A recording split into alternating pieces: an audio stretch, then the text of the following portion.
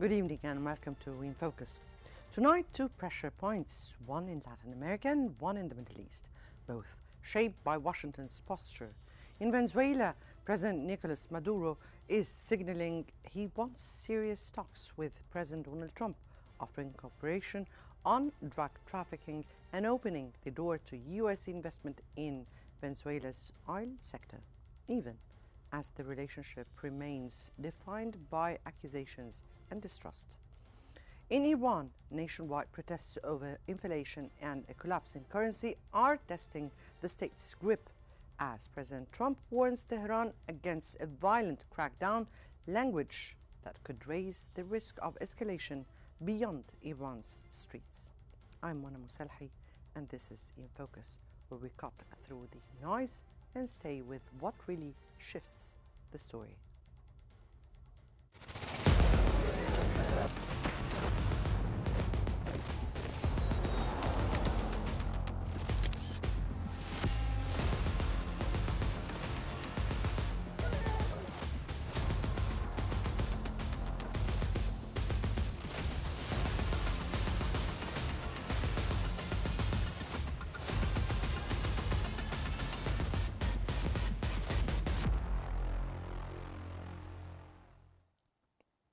Venezuela's President Nicolas Maduro says he wants serious talks with President Donald Trump, offering cooperation on drug trafficking and inviting U.S. companies back into Venezuela's oil sector.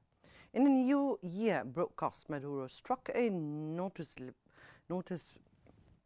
noticeably tone with Venezuela a friendly country to the United States and signaling he is ready to negotiate on two files that matter most to Washington and Caracas: security and energy. He said Venezuela is prepared to cooperate on counter-narcotics if talks are based on facts, and he suggests U.S. firms could invest in Venezuelan oil under arrangements similar to Chevron. The outreach comes as the U.S. has stepped up military posture in the southern Caribbean, and Trump has accused Maduro of running a narco state, a claim Maduro denies, arguing Washington is targeting Venezuela's oil and mineral wealth. The key question now is whether this is a genuine opening for a limited deal or a tactical move to reduce pressure and buy time.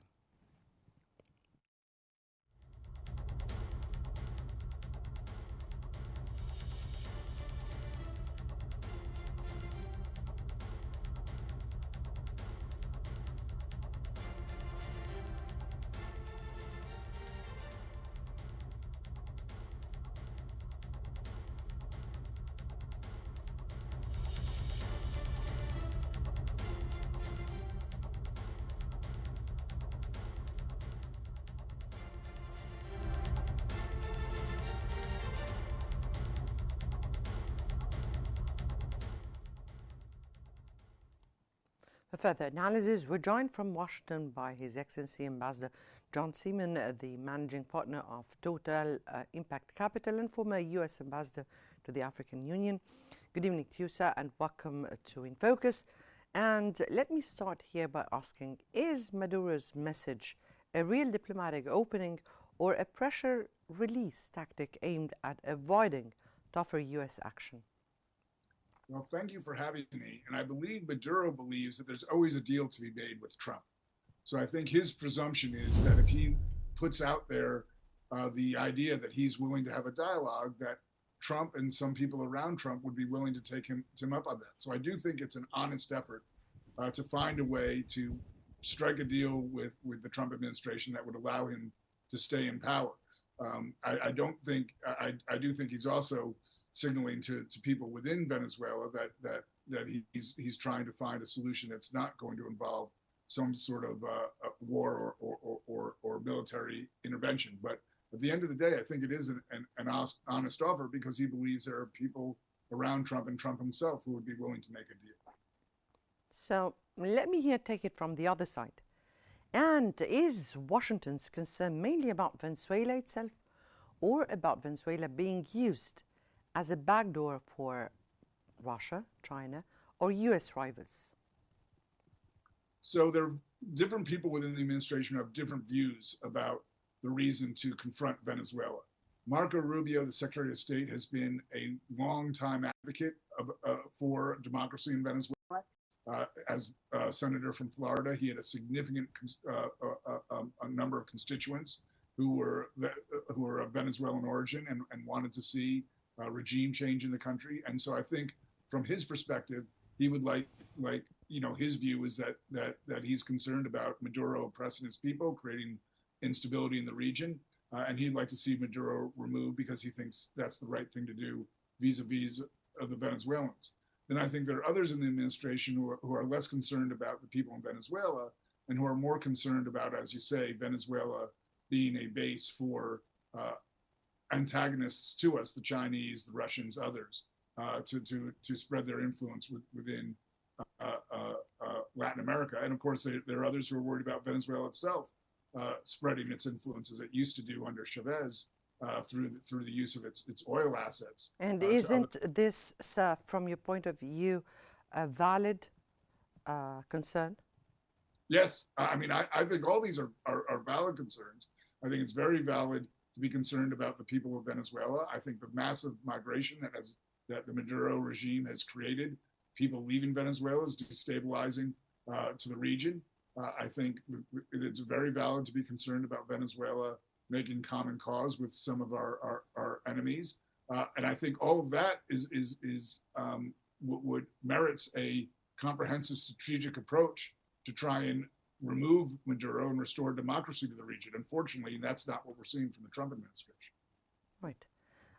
Back to Venezuela, and Maduro paired counter-narcotics cooperation with an oil investment offer. Which track is more realistic for a limited deal, and what would Washington demand first? Well, so Maduro paired this idea of cooperation on narco trafficking with oil because he believes that what Trump really wants is the oil, and Trump has almost said that. So he thinks that that's the way that he can get some sort of agreement with the administration. I think the Maduro regime is not likely to ultimately seriously try and stop narco trafficking because they make so much money from that. So that's also an issue for the United States. Although obviously, if we care about narco trafficking, there are many more places that traffic a lot more drugs than does Venezuela.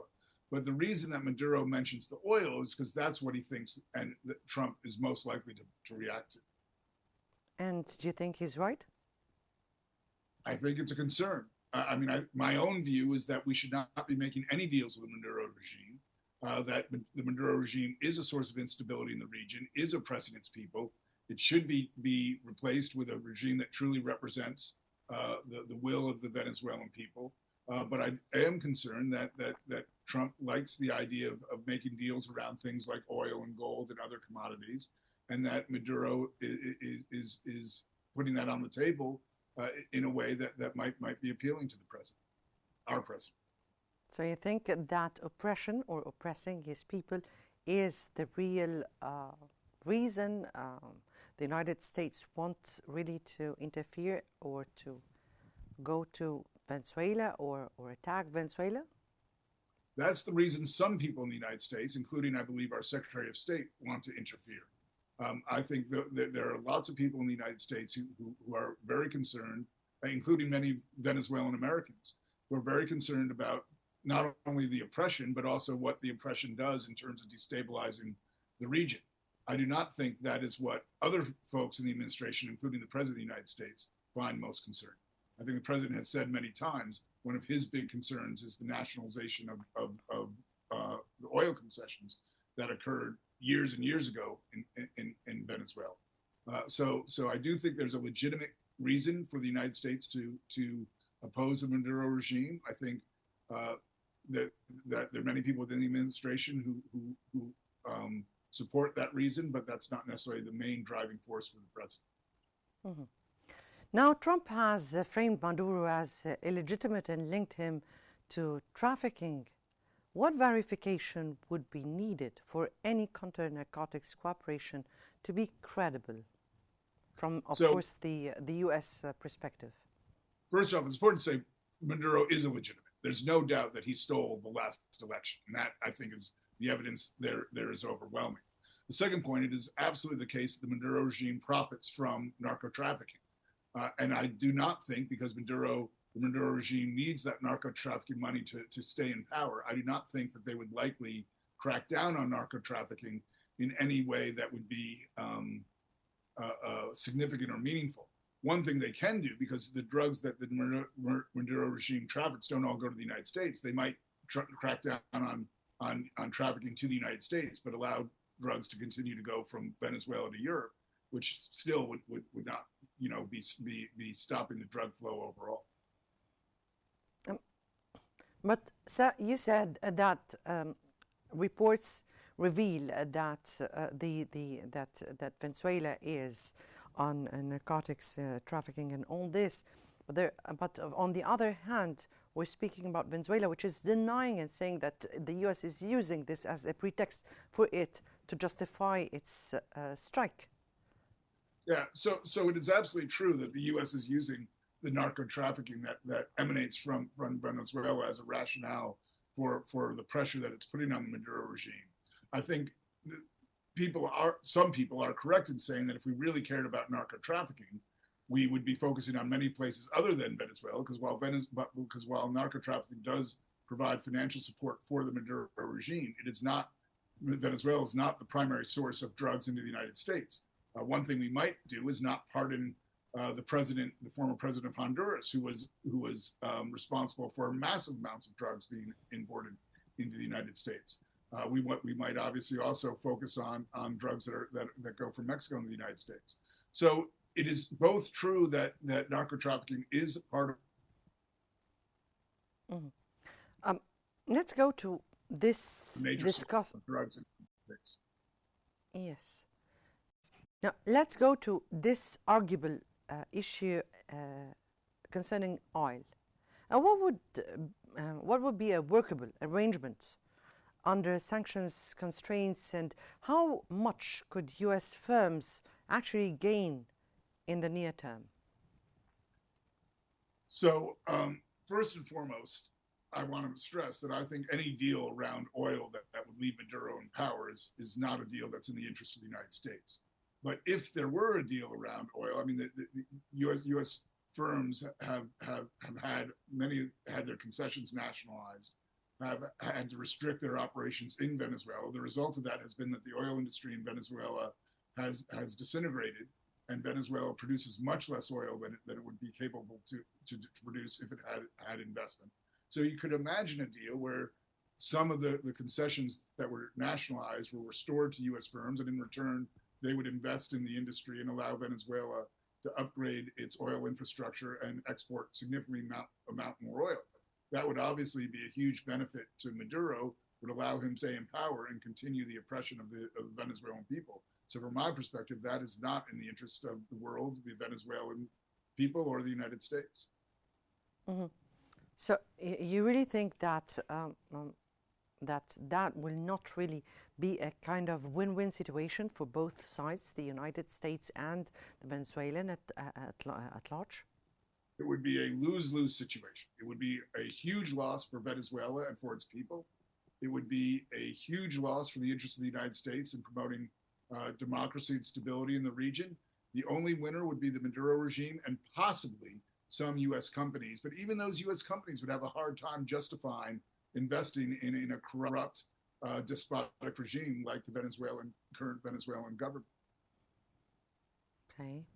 Now, the optics of the broadcast, the militarized setting projecting confidence, suggest insecurity as well as messaging. What does that tell about Maduro's threat perception right at this moment? So I think Maduro recognizes that it's unlikely that the United States is going to take significant military action to remove him.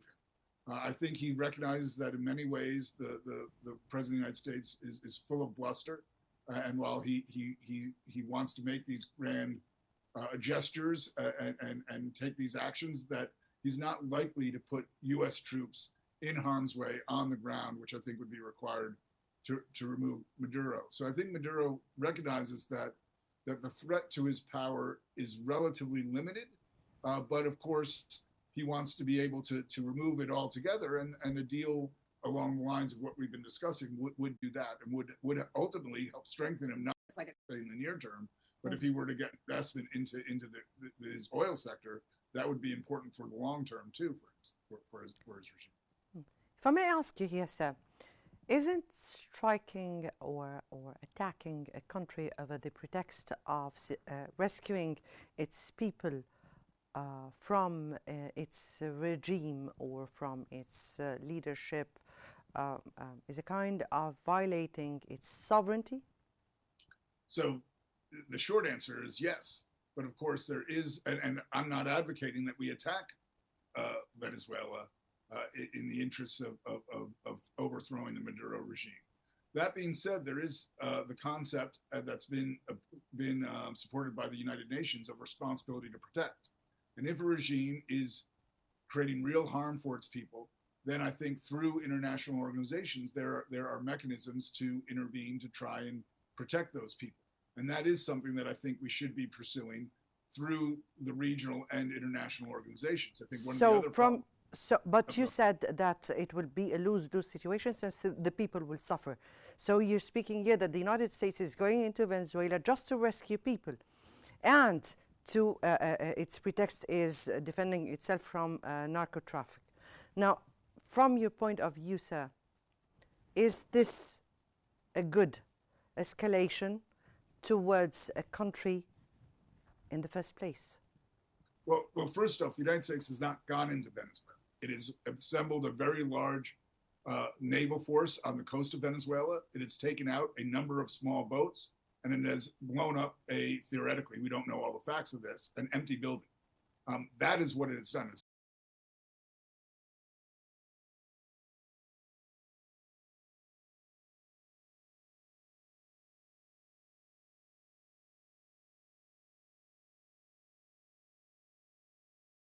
The international community, and particularly the regional community in the Western Hemisphere, should think hard about concrete measures it could take to create a transition for the illegitimate regime that governs Venezuela today under President Maduro to be removed, and a legitimate regime that reflects the will of the Venezuelan people to be put there.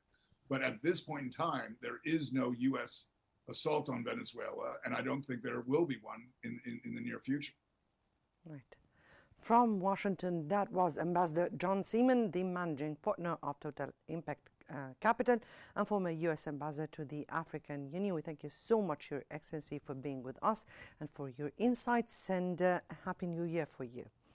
Now, to our second segment, and Iran is seeing fresh nationwide protests over soaring inflation and a collapsing currency, with reports of arrests and deaths. President Donald Trump has warned Tehran against a violent crackdown, raising the stakes around an already volatile moment. The unrest began in Tehran after anger over the currency slide and rising prices, with some shopkeepers shutting stores in protests. Demonstrations then spread to universities in other cities, with videos showing security forces using tear gas to disperse crowds. Iranian media has reported arrests and fatalities. Into that tension, President Trump issued a stark warning that the United States would respond if peaceful protesters were violently targeted, language that Tehran is likely to frame as foreign interference. The deeper issue is pressure, a sanction-strained economy, falling living standards, and a leadership facing a familiar dilemma: contains the street without triggering wider instability and managing the external escalation risk at the same time.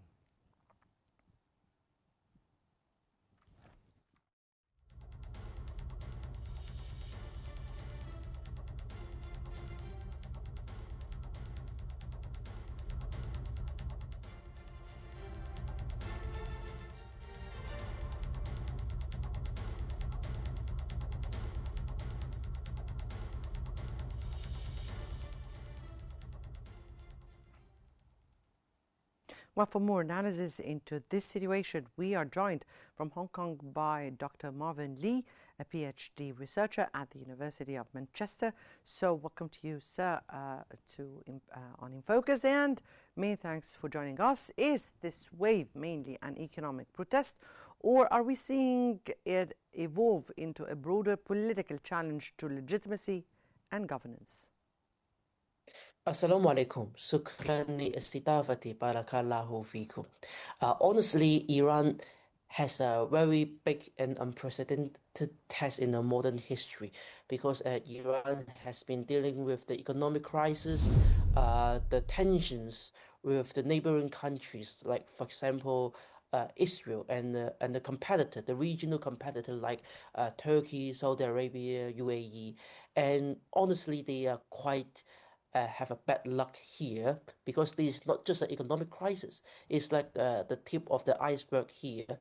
And from the Chinese perspective, the unrest is the direct deficit, a direct result of a development deficit caused by the American policy of maximum pressure.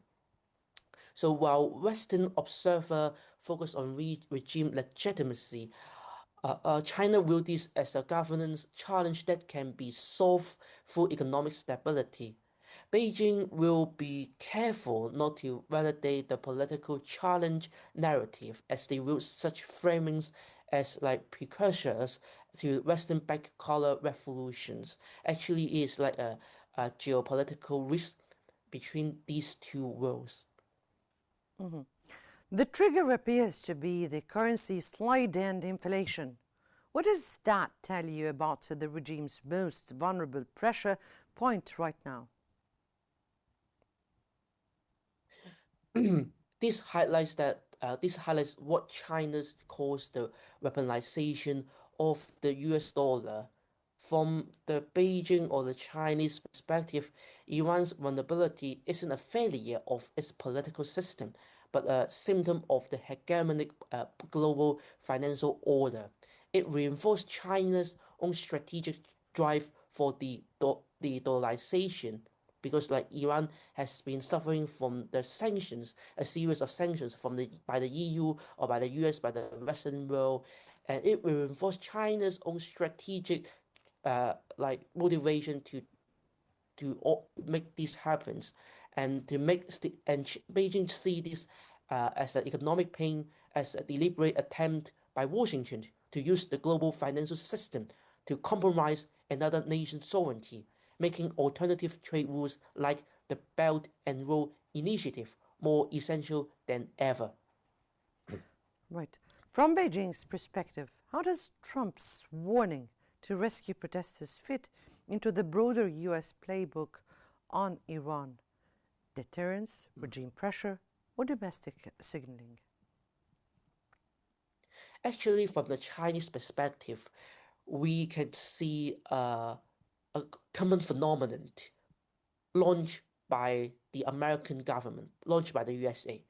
China views this as a classic example of interference in internal affairs, like what they have been doing to the rest of the world, like Venezuela, Iran, Iraq, elsewhere in Africa, in South America, and they want to do this to China as well. And to Beijing, the rescue narrative is a provocative violation of the United Nations Charter. They see it as a part of the US playbook that use humanitarian language to mask strategic goals, like deterring Tehran's regional influence while signaling to Trump's domestic base that he is taking a hard-on like adversaries stance. Beijing considered this as a double standard compared to U.S. silence on other regional human rights issues like in Bangladesh or elsewhere in the world. How does China read the credibility of Trump's threat? Does Beijing view it as a real willingness to intervene or as a rhetorical pressure designed to shape Tehran's behavior? Beijing viewed this narrative as psychological warfare aimed at forcing Iran into a corner. like let's imagine it's like a boxing competition. While the 2025 strike proved this administration is willing to use force, China believes the current threats are primarily above to extract concessions. However, there is a deep concern in Beijing that such a high-stake like narrative increase the risk of strategic miscalculation, where a small localized clash could accidentally trigger a full-scale regional physical conflict that China desperately wants to avoid. Iran also has a history of hard crackdowns. What signs should we watch to gauge whether this is heading towards containment, escalation, or a negotiated easing? This is a very good question indeed. From the Chinese perspective, Beijing looks for the security, stability, balance. So that's why China has been collaborating with Central Asia and Middle East just to make the Chinese border as a safe region. The key sign is that wherever Iran utilizes its strategic cooperation agreement with China to secure immediate economic relief, like fossil fuel or some financial credit to calm down the people. If the regime pivots strictly to a security-first crackdown without addressing the livelihood issues, Beijing will see that as a sign of dangerous escalation, and China prefers negotiate easing for economic stability rather than hard containment that creates long-term fragile situation like Syria, like elsewhere in the Middle East. Now, how does Trump's, from your point of view, public warnings change Tehran's calculations? Does it deter violence or give security agencies more incentive to frame the protest as externally driven? China argues that such warnings are quite counterproductive. From Chinese perspective or from the Beijing perspective, Donald Trump's rescue tweet effectively hands the Iranian security like a narrative gift. So it allows them to frame legitimate economic grievances as a foreign orchestra's plot.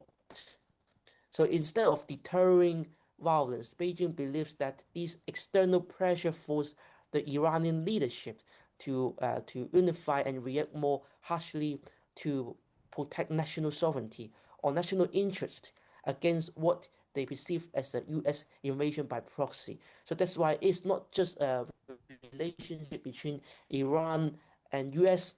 Actually, Iran has a friendly relationship with China. So that's why even though the Chinese diplomacy or the Chinese diplomat are quite silent, quite low-key these days, they are actually working with Iranian just to make everything calm down. Mm-hmm. Now, under sanctions, Iran has fewer economic relief options. What tools does Tehran still have to reduce pressure quickly? Subsidy moves, currency controls, arrests, or messaging, or which one is most likely? This is a very challenging question indeed because it's not just about economy. It's all about the religion, the politics, everything. So like the most likely to is energy for goods barter. China is Iran's primary economic lifeline right now, and Iran will likely lean to convert financial systems and barter networks with the Chinese firms like Huawei and some like Chinese petroleum companies to bypass the dollar system. While they use the currency controls and messaging internally, Beijing believes Iran's only deal quick relief to deepen its integration into the Eastern Pivot, like Shanghai Cooperation Organization and the BRICS, to obtain the liquidity need to restore subsidies on basic goods. Right. From Hong Kong, that was Mr. Marvin Lee, a PhD researcher at the University of Manchester. Thank you so much for your insights and for joining us tonight. And tonight we saw two very different crises, but the same strategic reality. Pressure is policy. In Venezuela, Maduro is testing whether an olive branch on drugs and oil can ease isolation and reduce U.S. heat. In Iran, the Swede is testing the state, while Washington's warnings add an external edge to an already combustible movement. The next moves in Caracas and Tehran will tell us whether this becomes a path to limited deals or slide into deeper confrontation. I'm Mona Muselhi. Many thanks for watching tonight's episode of In Focus, and stay tuned for more updates and analysis on Qnews.